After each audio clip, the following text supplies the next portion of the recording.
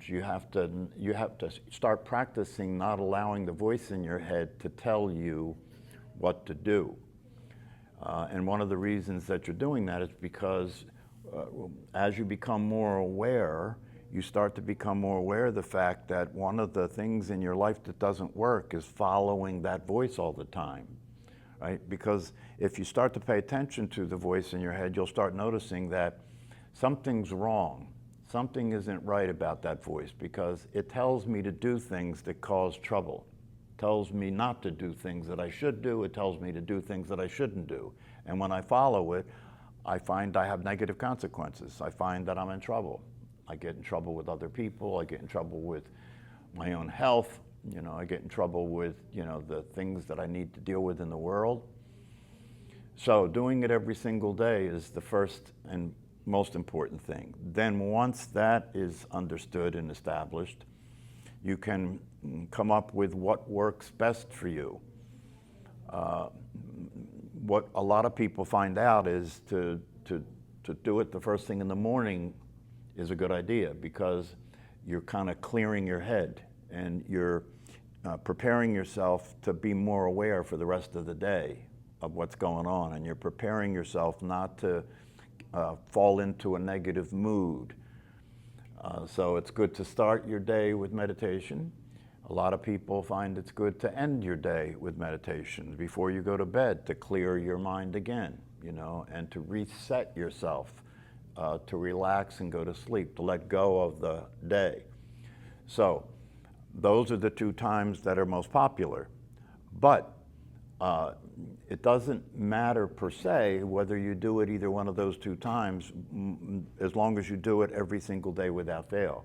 And then how long do you do it is another question. If you're new to meditation and you are really serious about wanting to establish a practice, then you start with a time that you can tolerate. You know, if you're so uncomfortable after 10 minutes, you know, that you're just sitting there, you're struggling to stay in the meditation, then probably the best bet is to start with 10 minutes.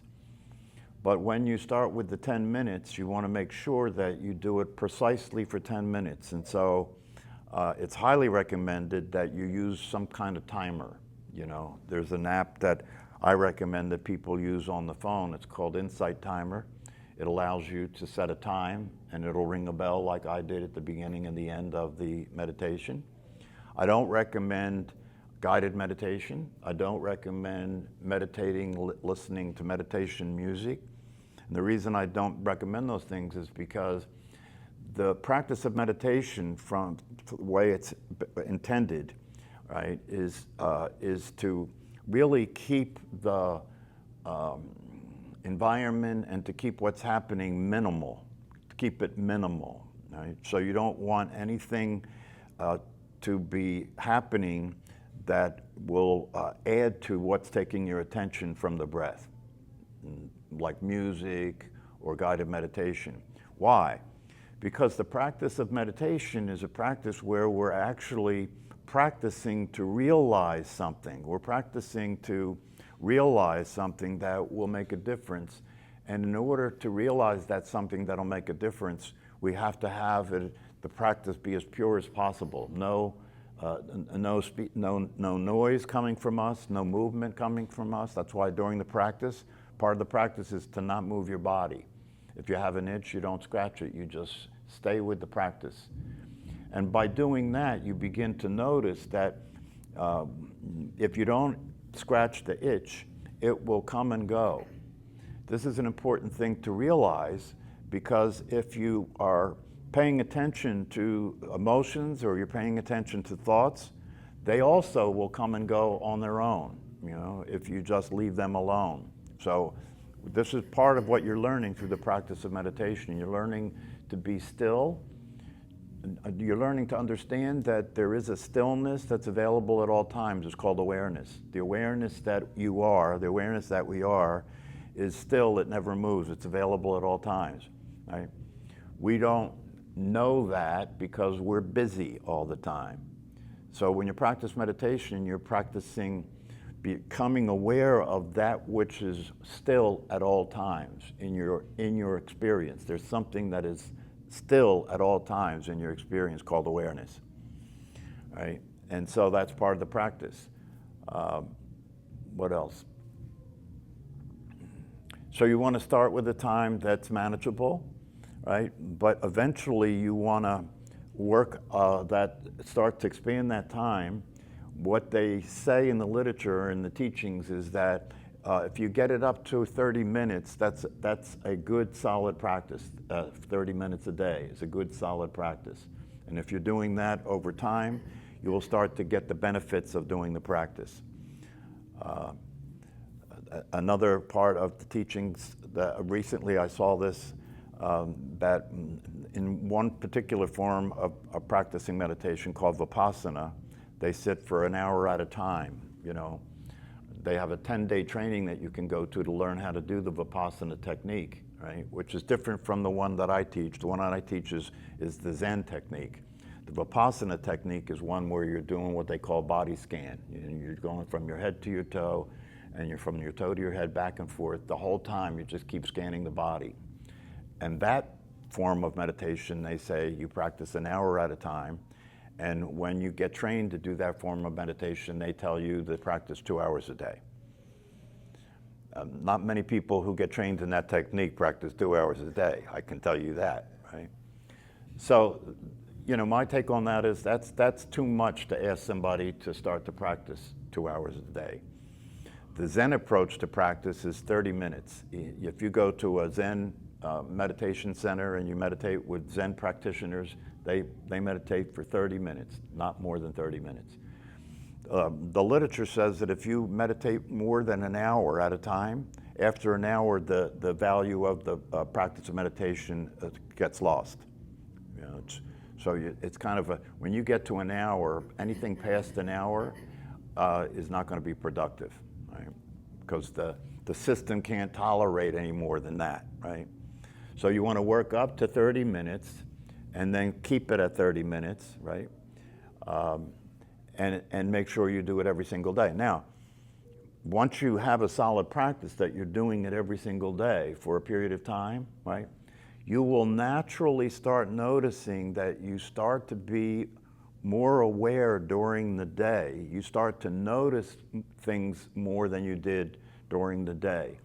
So you could actually say that what happens naturally is you start to experience kind of being in a meditative state during the day. Something changes about the way you're experiencing things. You start to be more aware of your thought process, more aware of your emotions, more aware of what you're doing and saying, right? You stop being as upset, you stop being as reactive, right? You stop being as nervous, you start to be more calm and more relaxed during the day. You start to enjoy your life more because you're not as uptight. You're not as uptight. You're more relaxed, you feel more comfortable with yourself, right? And other things begin to happen as well. It's interesting in a way because it's just like anything else. You know, if you want to get in shape, right, you can't just go to the gym when you feel like it. It's not going to work, you know. You have to go to the gym every single day. That's what works. That's what has the body get in shape, right? The same thing is true with meditation. You've got to do it every single day. Why? Because you're developing your ability to be aware of being aware. You're developing your ability to be aware of being aware. What does that mean? It means that instead of living your life as a thought process, instead of living your life based on thinking all day long, right? That you start to be aware that you can be aware of your life instead of thinking about it all the time. The thought process causes trouble. The thought process causes stress, right? Worry, you know, concern about what's happening, concern about what happened yesterday, what's going to happen tomorrow, right? And so most human beings are living in this state of stress, living in this state of concern, being fearful, being nervous about what's happening, you know, afraid of what's going to happen, you know, concerned about life, right? So you can't really relax and enjoy your life if you're concerned about life all the time, you know, and you're trying to keep your shit together. You're trying to stay in control, you know, all the things that you need to handle, you know, to keep your life in order, right?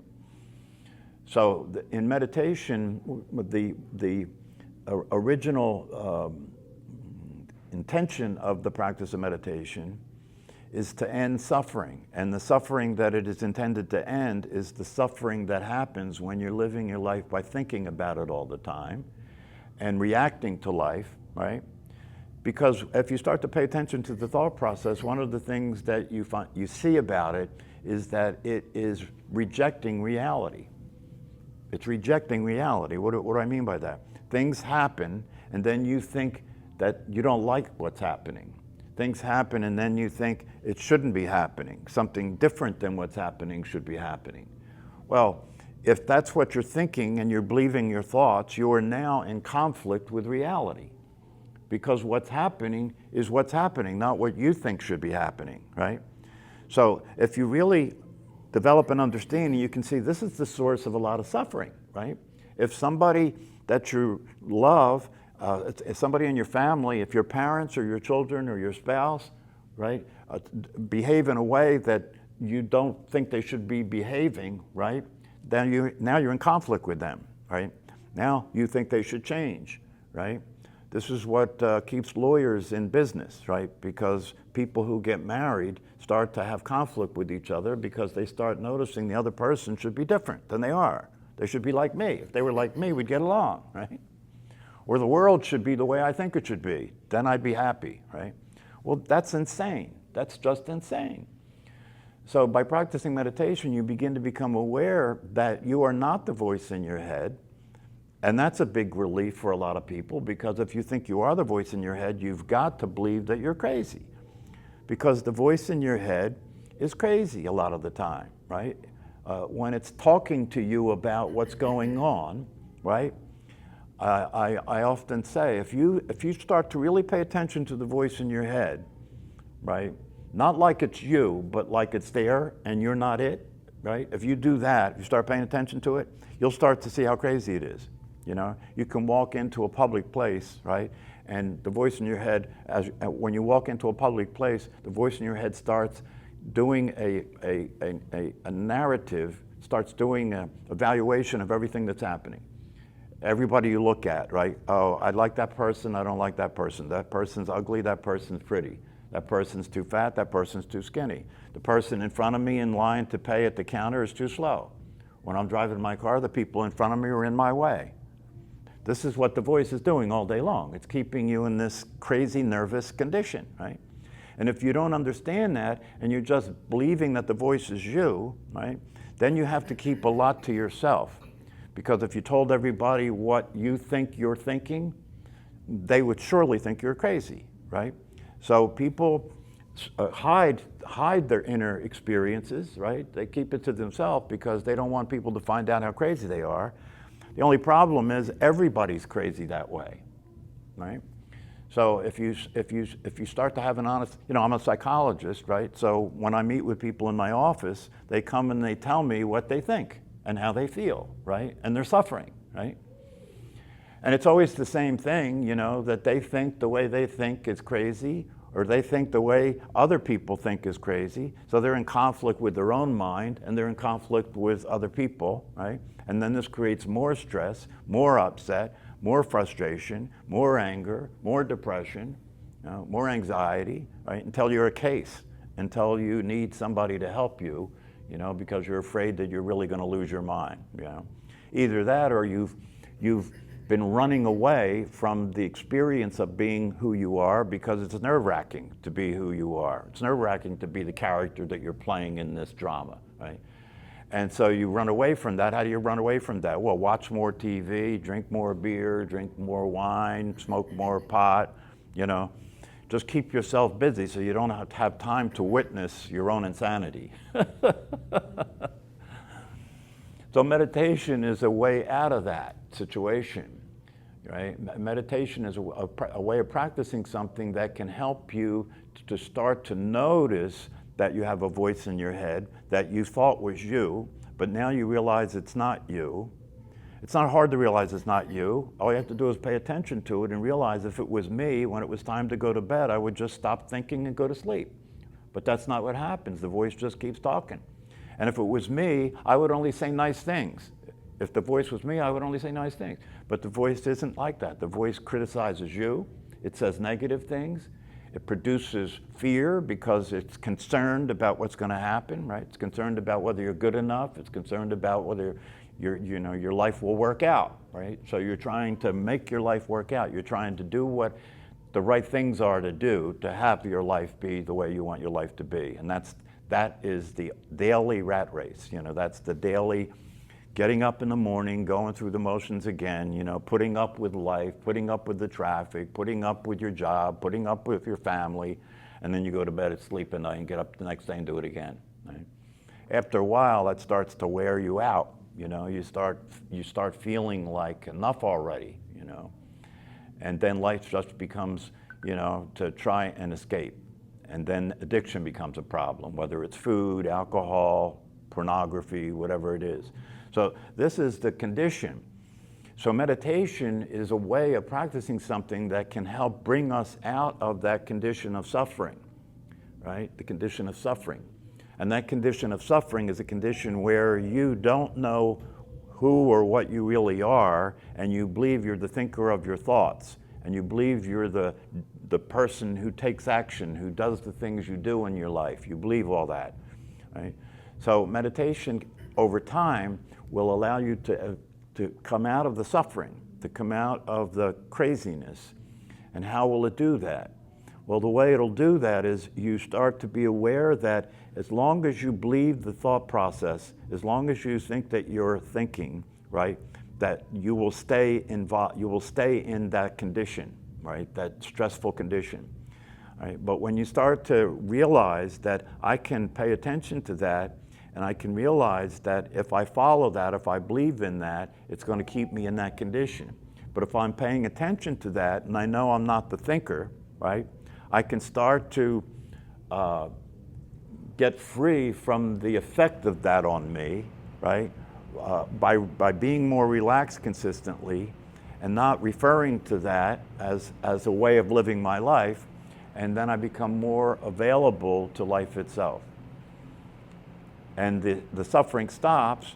The reason the suffering stops is because what the suffering is very simple. The suffering involves two things. It involves thinking that things should be different, right?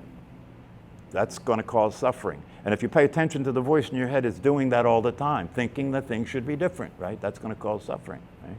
The other thing that causes suffering is believing you're something that you're not, causes suffering.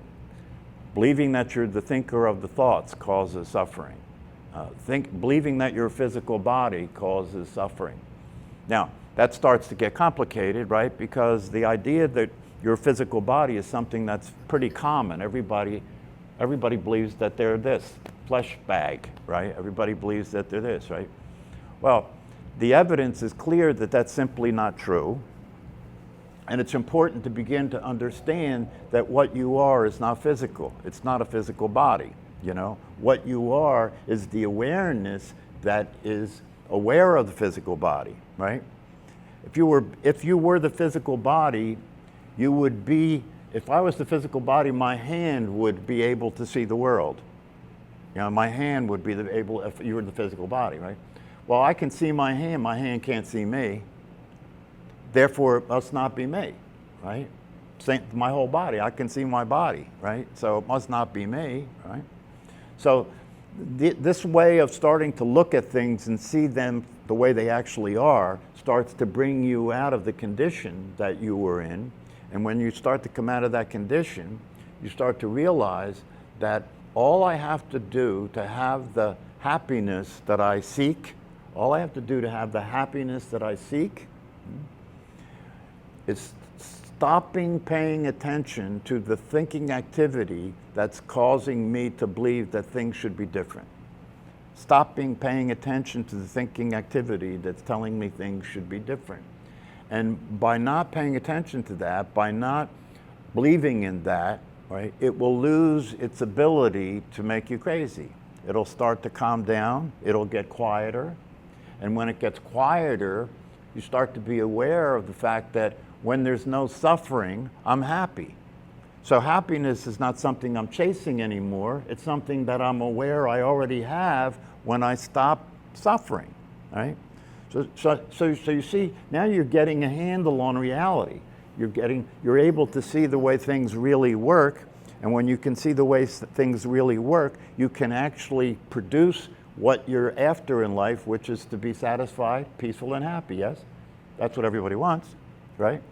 But everybody's busy chasing that, trying to get it in the world, right? Thinking that it's in the world out there, right? If I make enough money, I can buy the things I want and then I'll be happy, right? But what people don't realize is even the people who have all the money in the world that can buy anything they want, they're just as unhappy or even more unhappy than the people that don't have anything. So all you have to do is pay attention to the evidence. The evidence is telling you that doesn't work. And then all you have to do is pay attention to your own experience, right? If you look at your own experience, you can begin to notice that I'm living my life with the idea that I'm happy when I get what I want. Isn't this true? I'm living my life with the idea that I'm happy when I get what I want.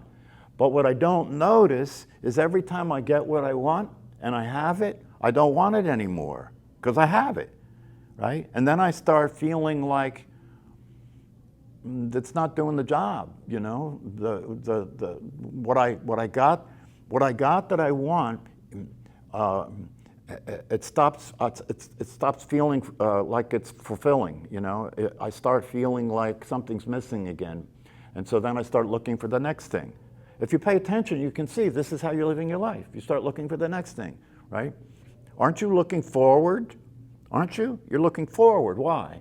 Because what you have, where you are right now, feels like it's insufficient, feels like it's not adequate, feels like it's not satisfying. So you're looking forward. What are you looking forward to? Well, on Monday, you're looking forward to Friday, right? So looking forward is like, I can tolerate my life because there's something coming that I like. So I can tolerate this because that's coming. And then when that comes and I have that, then that's not satisfying anymore, so I have to look forward to something else, right?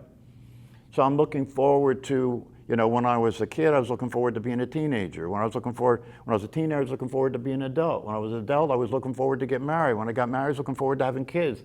After I had kids, I was looking forward for them leaving, right? And then I'm looking forward to retirement, right?